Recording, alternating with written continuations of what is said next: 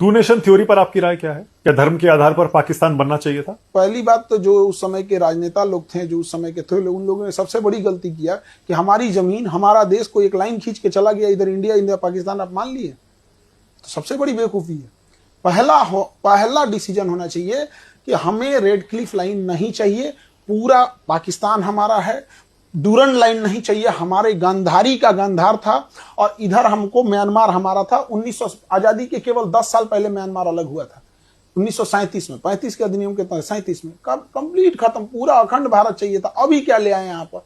किसकी वजह से हुआ बंटवारा? उस समय जितने लोग थे सब जिम्मेदार थे, कोई एक आदमी नहीं। नहीं। लोग कहते हैं नेहरू जी की वजह से हुआ, कुछ कहते हैं गांधी की वजह से हुआ, कुछ कहते हैं जिन्ना की वजह से हुआ, एक पटेल ही थे, कुछ लोग कहते हैं।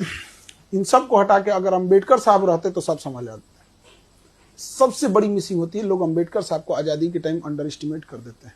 जिसने संविधान लिखा है, जिस संविधान की आप शपथ लेते हैं, उस संविधान के निर्माता को आप पूछते तक नहीं है। संविधान जब देश बनता है तो हम ये पढ़ते हैं, आप तो पैरवी करते हैं सरदार पटेल को होना चाहिए, आप एक आदमी पैरवी करता है जवाहरलाल नेहरू को होना चाहिए। हम ये पूछते हैं क्या इन दोनों से योग्य अंबेडकर साहब नहीं थे?